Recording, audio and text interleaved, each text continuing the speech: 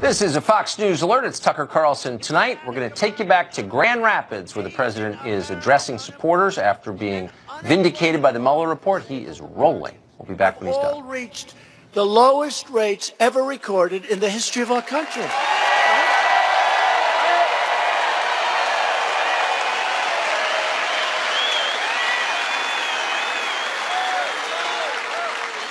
And you remember in the last election, they said Donald Trump will not do well with women. I said, really? I said, really? No. All of the fake news, they said he will not do well with women. And maybe they didn't want to say they like me, to be honest. That I can understand. And then the election came. And they say, whatever happened to the fact that he wasn't going to do well with women? Because we did really well with women, right? Right?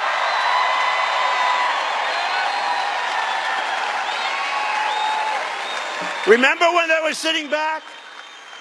A couple of them were crying, remember? One of the true killers, she was crying. Not from happiness. But we did great with women. We did great with women. And I think we're going to do better with women now because you know what? I produced. Because women filled more than 60% of all new jobs created last year. 60%.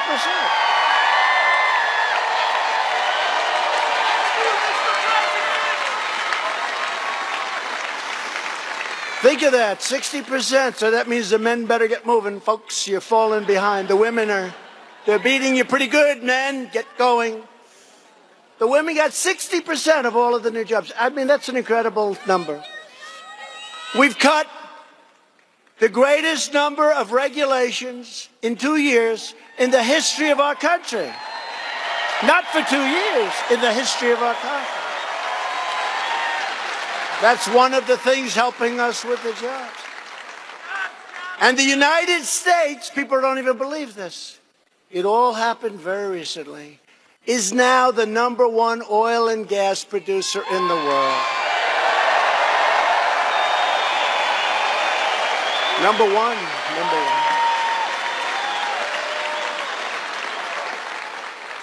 And by the way, Russia's not happy about that. But they're fine. They're doing just fine. But they're not happy about that. If Hillary got in, you wouldn't have that stat, I can tell you right now. You'd be doing windmills, and if it doesn't blow, you can forget about television for that night.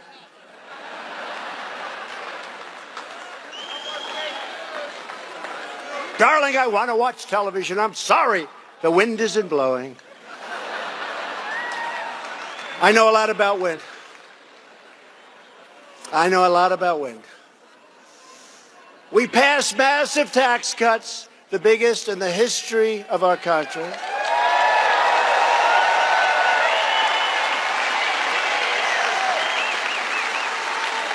And very importantly, for those people with small farms and businesses, we got rid of the death tax or the estate tax. So now when you leave your farm or small business to your children on the assumption that you like your children, some people don't. Some people say, I wouldn't leave it to them. Under any circumstances, I can't stand my kids. But for those of you that do, which I assume is hopefully a vast majority, you don't have an estate tax to pay. They don't. So they can take over your farm. They can take over your business. They don't have to mortgage it to the hilt. And then the bank comes and 5 years later takes it away from your kids. No tax.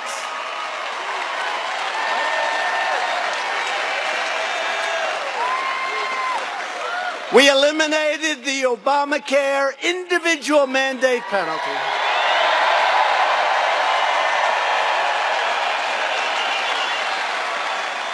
The most unpopular part, and we're going to hopefully in the court in Texas, you heard we won the case. Now it has to be appealed. And then we'll go to the United States Supreme Court. We have a chance of killing Obamacare. We almost did it, but somebody unfortunately surprised us with thumbs down. But we'll do it a different way. You know what? We'll do it a different way. But we got rid of the individual mandate where you were forced to pay a lot of money for the privilege of not having to buy bad health care, okay? Not too good. So we're going to get rid of Obamacare. And I said it the other day, the Republican Party will become the party of great health care. It's good. It's important.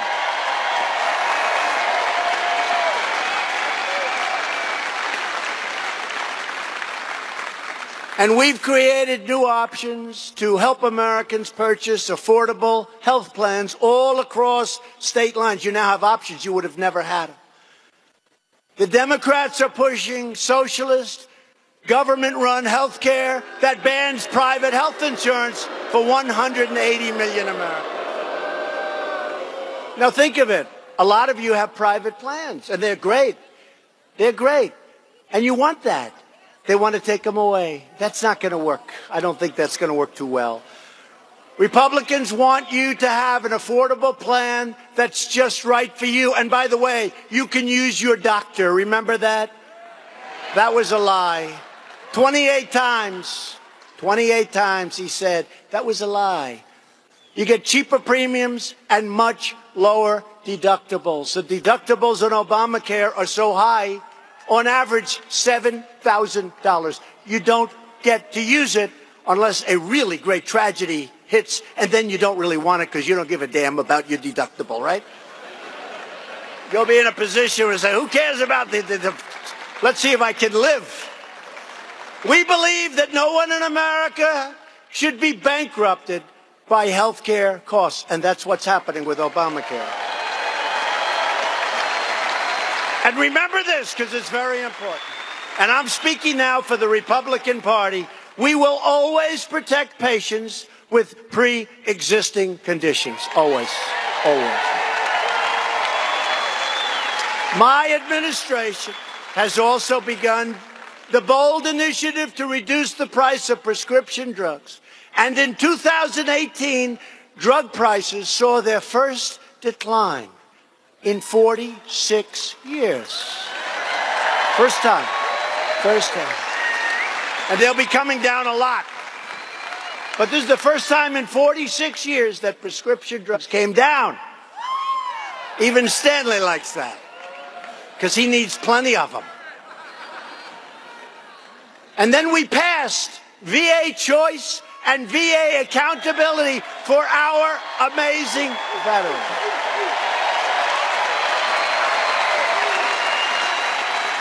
Our amazing veterans. They've been trying to get VA choice for over 40 years. They couldn't do it. I got it. We signed it 6 months ago. Now, instead of waiting online for 1 day, 1 week, 2 months, people that were okay but not feeling well wait so long that they become terminally ill. There was no reason for it. Now they go outside, they see a private doctor, we pay the bill, they get better quickly.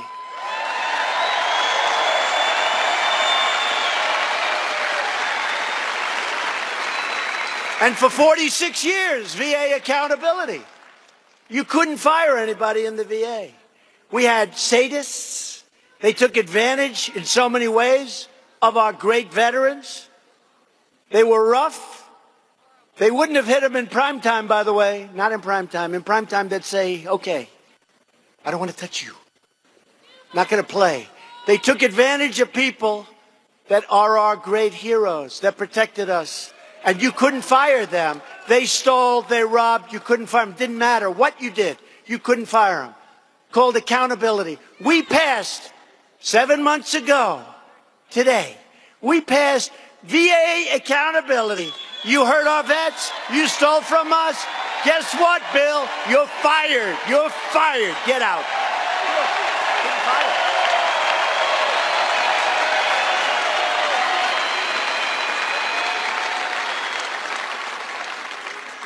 And to give former prisoners a second chance, I proudly signed groundbreaking criminal justice reform into law. They've been trying to do that for so many years.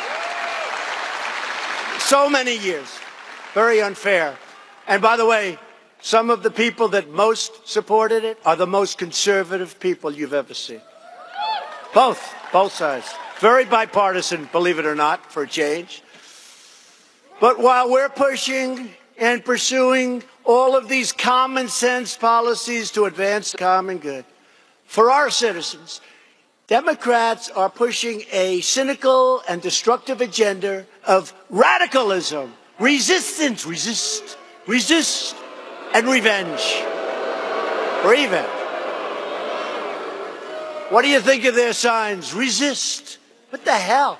Let's get something done, right? Resist. Resist.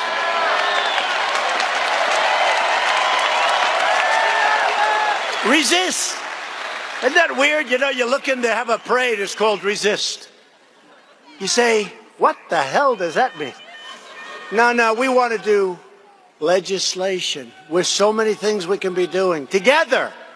The Democrats are now advancing an extreme $100 trillion government takeover called the Green New Deal.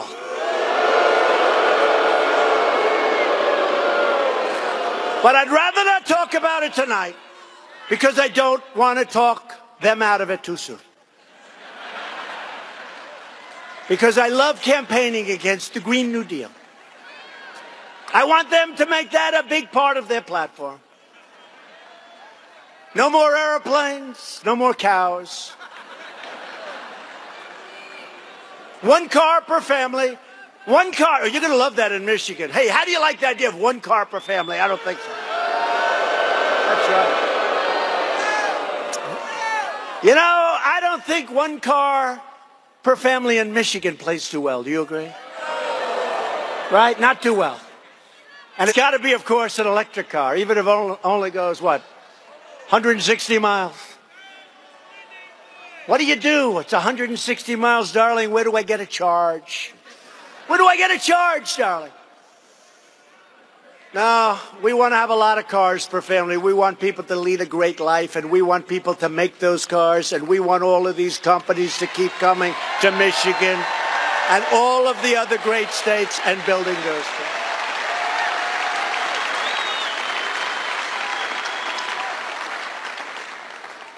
And we had a problem because when they didn't want the airplanes, they were saying, well, how do you get to Europe? Nobody knew. How do you get to Australia? Nobody knew. But they're working on it. And then they were interviewing this woman from Hawaii, the senator, the one that was so vicious about Justice Gorsuch and Justice Kavanaugh.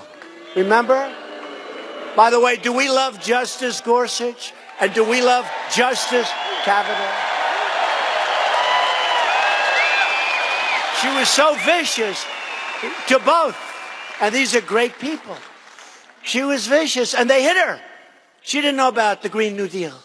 And they hit her. And she's from Hawaii. What do you think of the Green New Deal? It was just put up by the Democrats. Well, I like it very much. But she never saw it. Then they said, but you can't fly anymore. And she's in Hawaii. She said, but how would I get to my island? They said, we're working on some kind of a train system. So she said, okay, well then I am for it 100%.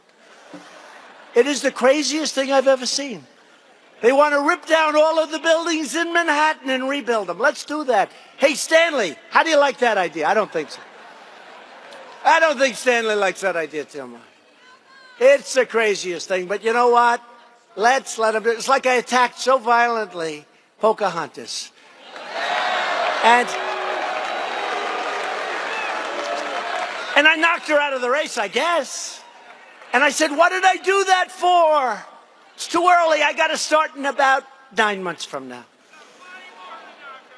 We got plenty more to knock out. You're right. They just keep coming, don't they? They just keep coming. Before I took the oath of office, the United States automobile industry was decimated, and it was going down, and you people knew it better than anybody else. We lost 1 in 4 auto manufacturing jobs over the last few decades. Think of it, 1 in 4. And I think the numbers were worse than that, and so do you.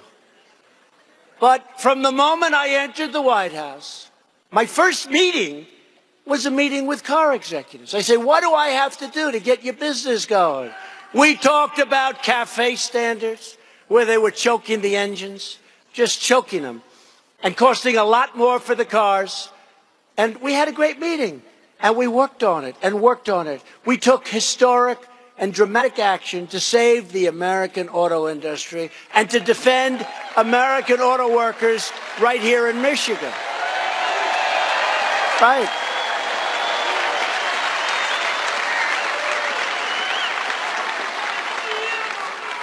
And just in the last very short period of time, we've added another 6,000 vehicle manufacturing and auto parts jobs in Michigan alone, and prevented thousands more from being shipped overseas and for going to Mexico. They can't do that anymore. Can't do that. Can't do that anymore. Sorry, Mexico. We want them to give us a little more help on the border, by the way. You know, Mexico has the toughest immigration laws in the world. We have the worst because the Democrats put in things that are so bad, so bad. Catch and release. You catch them, and then you got to release them. Right? Think of it. Visa lottery. You're in a lottery system from these countries. You pick up a name. Oh, isn't that nice? Guess what? Do you think they're giving us their best people? No, they're not. They're giving us their worst people. And so would you, and so would I. Visa lottery, that's another beauty. We have nothing but bad coming out of those laws. But you know the good thing about what's happening? The rush to the border. Another 2 caravans now are pouring up. Mexico could stop them so easy. And you know what? If they don't, it's going to cost them a hell of a lot of money, honestly. Because they could do it so easy. So easy. And if they don't, and I'm telling you right now, we will close the damn border.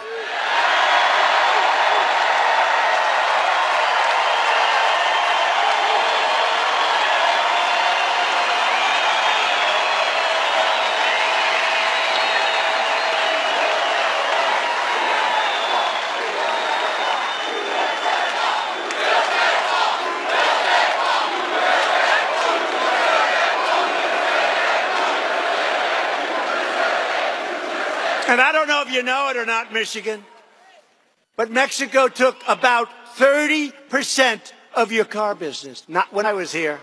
When I'm here, they're not. It's going the other way. 30%. And if we close the border, that means we're not taking those cars into our country. And what does that mean? That means you're going to make more cars right here in the good old USA. That's what it means. Right? Very simple. It's all very simple. People try and make it too complicated. It's all very simple. One of the gravest threats to the survival of the U.S. auto industry was the job-killing, sovereignty-wrecking Trans-Pacific Partnership. It was going to decimate your industry. That's why one of my very first acts in office was to withdraw our country from that horrible, potentially disastrous trade deal and stop the offshoring of Michigan jobs. Saved a lot of jobs. That was a disaster. That would have been almost as bad as NAFTA, one of the worst trade deals in the history of the world. NAFTA, that was a beauty. Your empty factories are still all over the place. They still haven't recovered from NAFTA. Well, NAFTA is going to be a thing of the past. Soon.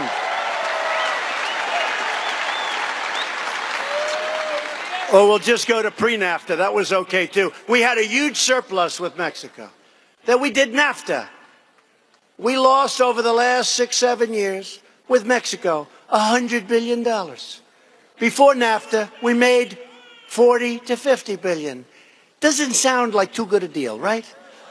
So we have now the USMCA, and it's very good if the Democrats want to raise their hand. It's a hard thing for them to give us a victory, but let's see if they raise their hand. Otherwise, we go to pre-NAFTA. We don't go to NAFTA, we go to pre-NAFTA. That was just okay with me.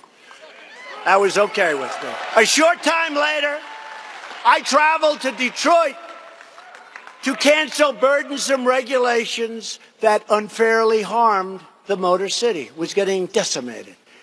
We renegotiated the U.S.-Korea trade agreement to double the American auto exports to Korea. We doubled them. They were not happy about it.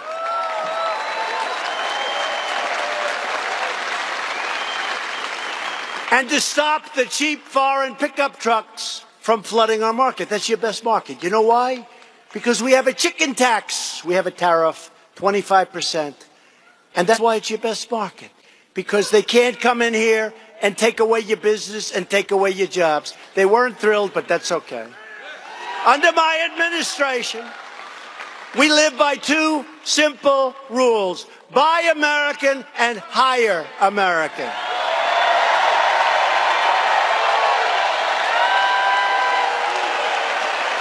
And we're already seeing the results. Since the election, we've created more than 55,000 brand new motor vehicle and auto parts jobs in our country. 55,000. Fiat Chrysler just announced a $4.5 billion investment in Michigan, including the first new auto plant in Detroit in over a generation.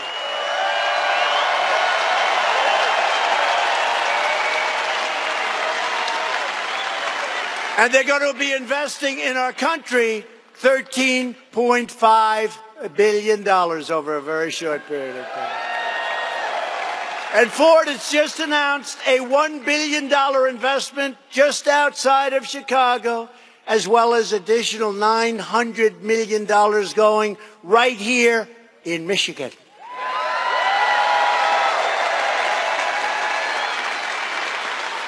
And I've been a little bit disappointed with them because everyone else is coming in, but General Motors did just announce a $300 million investment at its Orion assembly plant here in Michigan right now. But I'm also fighting with General Motors and the UAW to take swift action on the GM plants at Hamtramck and Warren, Michigan, and Lordstown, Ohio. Get the damn plants open. Everyone else is coming in. Get them open now. Right? So with companies like Chrysler and Ford and Toyota and Volkswagen all investing heavily in America and heavily in the state of Michigan, we think General Motors will soon be doing the same. I really do believe it. You know, they went before my time. They went to China. They spent a lot of money stuff. They went to Mexico. They spent a lot of money building stuff. That's not helping us much. So we think they're going to come around. As we protect our jobs, we are also protecting America's borders. And we are taking on the extremists, and they are really radical extremist Democrats who want open borders and crime, because that's what happens. Open borders and crime. Last month alone, more than 76,000 illegal immigrants arrived at our borders to be apprehended. We have to apprehend them. Do you know the great job? I mean, seriously, think of that. 76,000 people, many of which are rough people. Okay, I'm being nice, because they'll criticize me if I'm not. They'll say, how dare he say that? But we have people that have criminal records. We have a lot of people. We have a lot of problems. We apprehend them. We capture them. Do you know how tough that job is, Border Patrol? You know how tough? I don't think any of you guys, yeah, you would. That guy would like it. There are some people would like it. They love it. They're great American patriots. And ICE, these are great American patriots. And we're on track for 1 million illegal aliens trying to rush our borders. It is an invasion. You know that. I say invasion. They say, isn't that terrible? I don't know what these people are thinking. You know, it's your country, too. What are you thinking? 300 Americans a week die from Mexican trafficked heroin. 300. Think of it. 300 a week. Tens of thousands of Americans are killed every year by heroin, meth, cocaine, fentanyl, vast quantities of which are smuggled across our southern border. You know that. 78,000 people die, and that's a number that's much, much smaller than the real number. To confront the border crisis last month, I declared a national emergency on our southern border.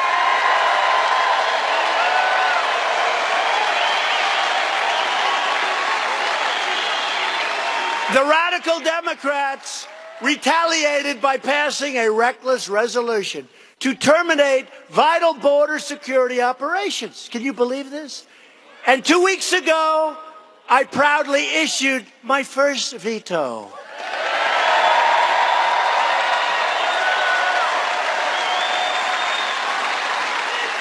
And 2 days ago, our great Republicans in the House of Representatives, I won't get fancy with you, I'll just say they essentially gave us the right to build the wall, and lots of money is pouring in. So we're building the wall. We'll be finishing the wall. It's moving along rapidly. We're giving out many additional contracts. We're going to be building it in many different locations simultaneously with different contractors. And sometime over the next 2 weeks, I'll be going to a certain place, which I won't tell you now, because they'll be waiting for me. I'll be going to a certain place, and we're going to be showing you vast sections of brand new, beautiful wall.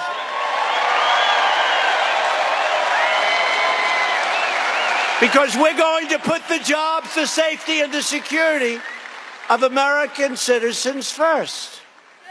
And you know, when I campaign, it's going to be so much easier the second time.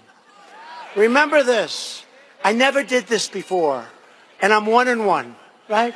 We're 1 for 1. 1 for 1. Never did. And it was tough. It was tough. You know why? Because I get up on a stage, and I've never debated before, but I never left center stage, right? Never left center stage, meaning we were winning the whole time. And I debated, and I said, where are these people coming from?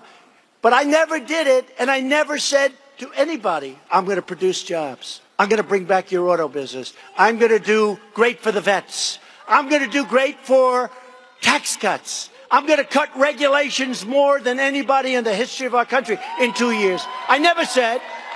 I couldn't say that. But I did say that I was going to do it. But who the hell's going to believe me? Now I've done more than I ever promised I was going to do. So the debates should be very easy. Democrats want to pretend there is no border crisis.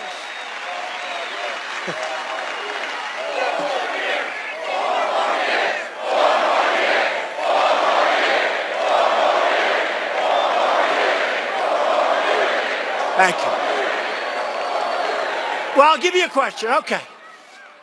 So I told you before, the lowest unemployment rates in the history of our country for African-American great citizens. Now I say that, and it's like I say that, and I just say, your turn. What the hell are they going to do to beat that? And we have many other things for every single citizen. Everybody's benefiting. Everybody. Everybody's benefiting. So before,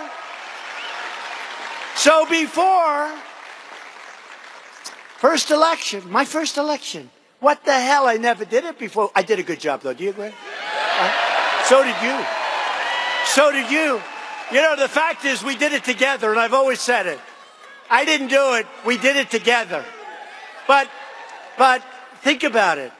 Now, instead of saying, I'm going to do this, I'm going to produce 5.5 million new jobs, I'm going to bring back manufacturing, 600,000 new jobs in a short period of time. Now I've done it. I mean, it should be easy. Don't you agree? It should be easy. Democrats want to pretend there is no border crisis for one simple reason.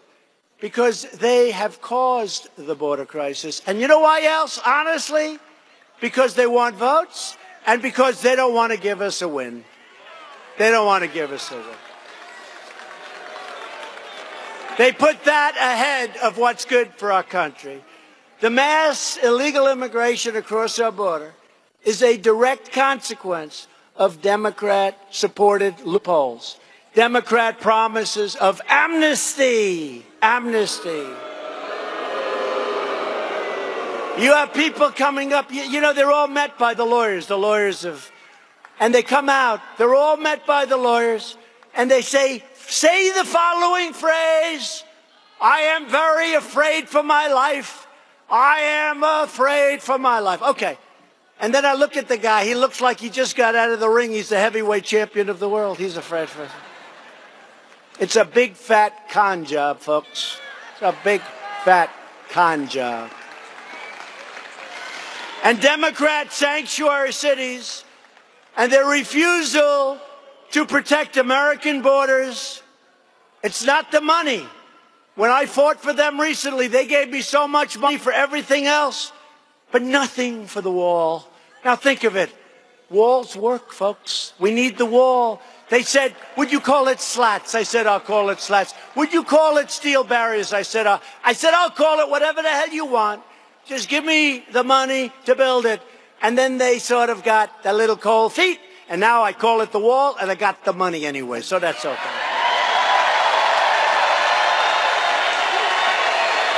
But their open border policies are truly a betrayal to the American people. This is dangerous. What's coming into our country is dangerous. To defend the United States of America, I deployed the United States military. I got thousands of troops. Right now we have about 4,000 troops on our southern border, and they're fantastic. And think of it. For years, we defended the borders of foreign countries, but we don't want to defend our own border. Think of how crazy this is. We're defending borders of countries that are 6,000 miles away, that many of you have never even heard the name of these countries, but our southern border, our border along Mexico, where we have a lot of problems, and drugs, and human traffickers, and child traffickers, and all of this coming in, we don't want to defend our border. Think of that, how crazy that is. So now we are defending our borders for our country and the people of our country. In the last 2 years alone, ICE officers, we love ICE, have made, listen to this though, 266,000 arrests of criminal aliens. Who the hell wants to do that? You don't want to do it, right? You like what you're doing, making cars, right?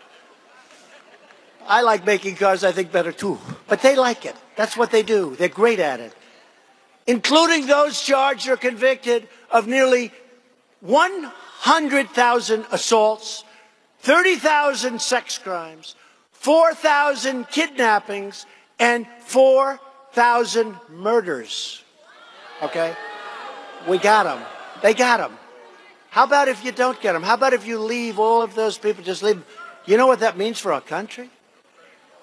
But Democrats want to abolish ICE. They want to get rid of these very great patriots, these very tough people that love our country as much as anybody I've ever seen. They want to set violent offenders free, and directly they will be coming into your communities. We're not going to have it. We're not having it. We want our country to be a sanctuary for law-abiding Americans, not for criminal aliens. Right?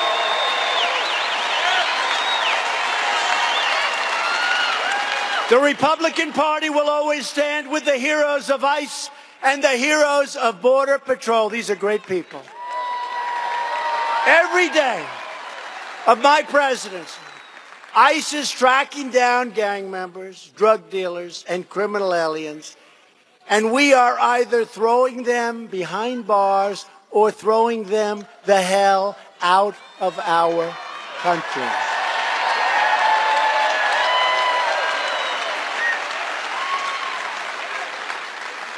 And we're throwing out gangs like MS-13. These are some of the sickest, most demented, most vicious people in the world. We're throwing them out of our country by the thousands. In recent months, the Democrat Party has also been aggressively pushing extreme late-term abortion, allowing children to be ripped from their mother's womb right up until the moment of birth. And now we go a step further. In Virginia, the governor stated that he would even allow a newborn baby, wrap the baby up, make the baby comfortable, to be executed after birth.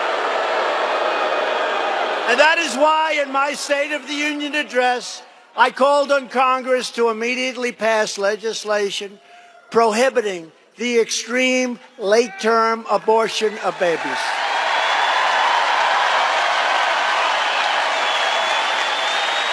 The Democrat Party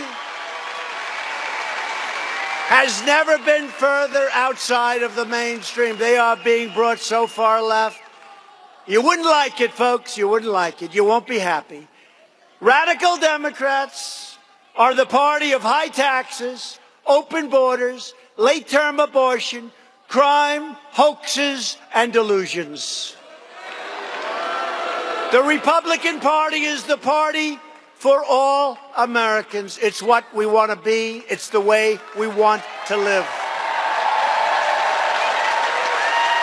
We're the party of the American worker, the American family, and we are the party of the American dream. And every day we make good on the motto, promises made, promises kept. Last week, I signed an order to defend free speech on college campuses.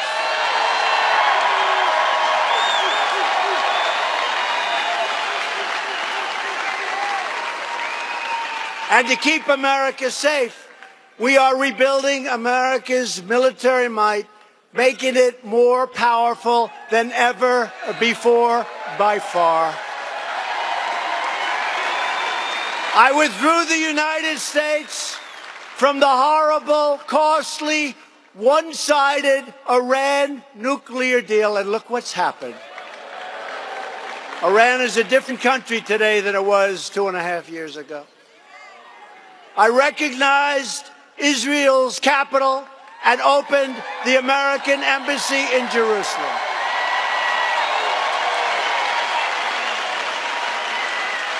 And just days ago, I announced that the United States will recognize Israel's sovereignty over the Golan Heights. Very important. Very important. We also recognize the legitimate government of Venezuela, and we strongly condemn the socialist brutality of the Maduro regime. We stand with the people of Venezuela and Cuba and Nicaragua and their righteous struggle to finally be free. We stand with them, doing a lot of work. Socialism is not a good thing, you're right. Each of us here tonight is united by the same timeless values. We believe in the American Constitution and the American rule of law. We believe in the dignity of work and the sanctity of life. We believe that faith and family, not government and bureaucracy, are the true American way. We believe in religious liberty, the right to free speech, and the right to keep and bear arms.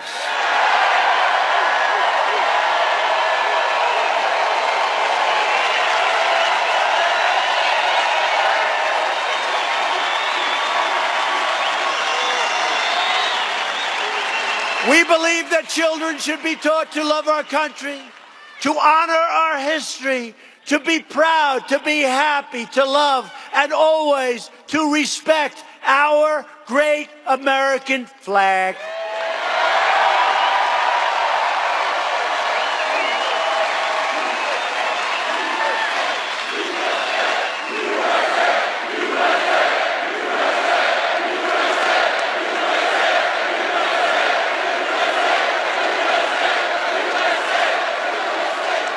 And we believe in the words, and always will. We're not changing it. They want us to change a lot of things.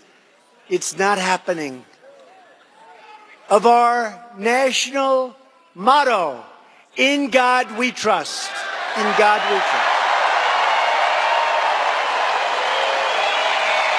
These are traditions, customs, and principles that bind us together as citizens, as neighbors, as patriots. These are the values that unite people all across the magnificent land of Michigan. These are the values that brought the incredible people of this incredible state to Grand Rapids for the very last rally of the 2016 campaign, probably the most exciting and hopefully the most fruitful campaign in the history of our country.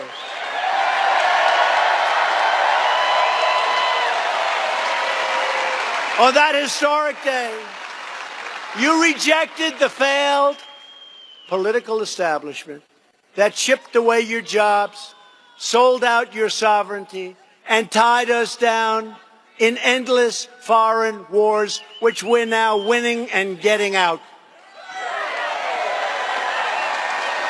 You stood up to the corrupt special interests, and you stood up to the rigged Washington power structure. You've stood with me. You watched this rigged power structure. You were with me.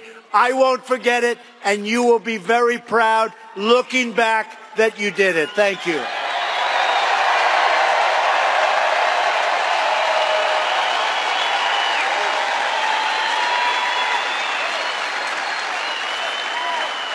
You took back your country.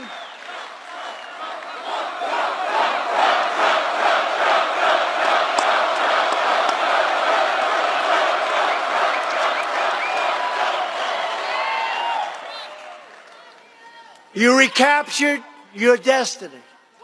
You defended your dignity. And you proudly reclaimed your freedom, maybe for a second time. You have always been loyal to your nation. And now you have a president who is loyal to you 100%.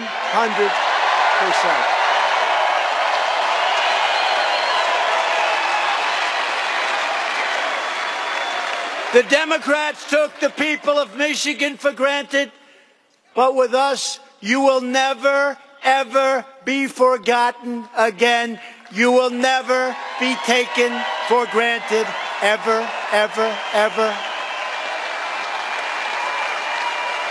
I am fighting for you and your jobs and your life and your community with everything that I have. And I will never, ever stop. And we are winning so big, nobody ever thought it could happen.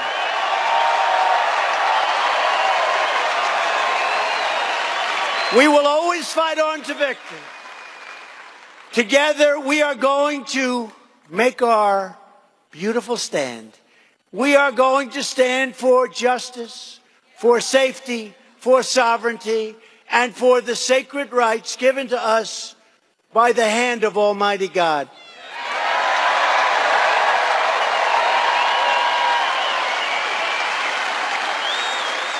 We are one united movement, one united people, and one United States of America.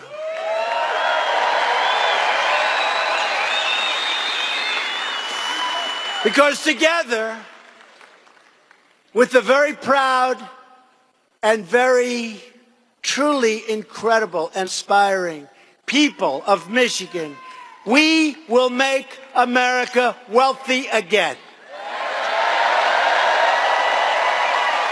And we're doing it. We will make America strong again. We will make America safe again. And we will make America great again. Thank you. Thank you very much. Thank you, Michigan.